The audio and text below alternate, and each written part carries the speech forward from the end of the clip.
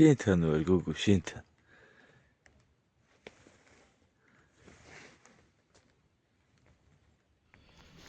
გავიდა შეჯვარებიდან დაახლოებით 2 თვე და დაიწყო ლედის პირველი ფაზა მშობიარობის. როგორი ყურება. დაახლოებით 3 კვირის უკან. ესეთი ადგილი გავუკეთე. საჭმელს აქვაჭმევდი, მივაჩვია აქაურობას და აქ გააჩენს ლეკვებს.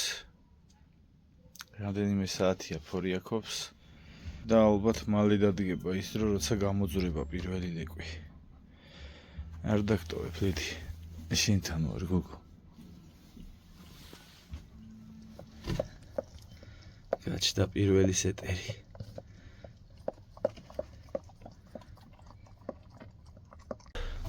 ყველაფერი წესრიგშია, ყველაფერი კარგად მიდის.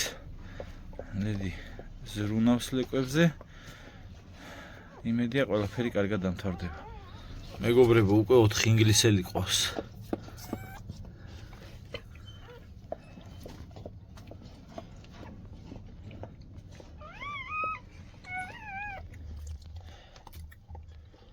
ესეთი მზრუნველი გოგოა ლედი.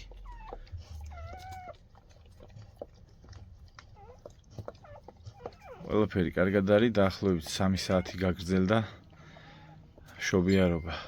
არ ვიცი კიდეა დარჩენილი და კიდე გამოძვრება თუ არა რამე, მაგრამ 6 ცალი ჯანმრთელი ლეკვი ყავს. საკმაოდ დაღლილი ვარ.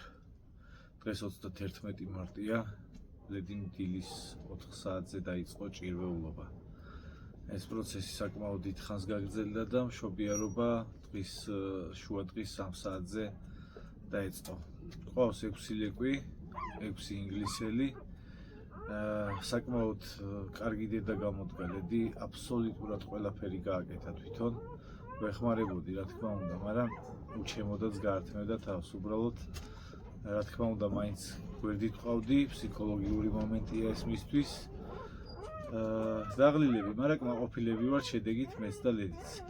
ვიდეოში ბევრი რამე ვერ მოვახვედრე, თუმცა თუ რამე შევა შემიძლია თქვენთვის და რამეში ჩემ გამოცდილებას გაითვალისწინებთ, აუცილებლად დამიწერეთ კომენტარებში და თქვენს გვერდით ვარ.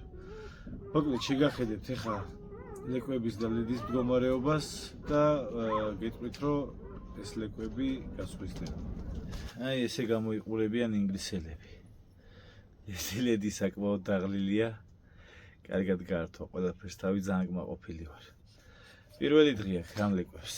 ერთ დროს ლედიც ესე დაიბადა და ესეთი პატარა იყო. უკვე აღნიშნე, რომ ლეკვები გასხვისდება. არ ვიცი ამ ვიდეოს რამდენი ადამიანი ნახავს, რამხელა მასშტაბებზე გავა. არ ვიცი რა მოთხოვნა იქნება ლეკვებზე, მაგრამ თუ მოთხოვნა იმაზე მეტი იყო, ვიდრე ლეკვია, აუცილებლად იმედი არავინ დარჩება ნაწყენი, პრივილეგია ექნებათ ჩემ გამომწერებს, ჩემი არხის გამომწერებს.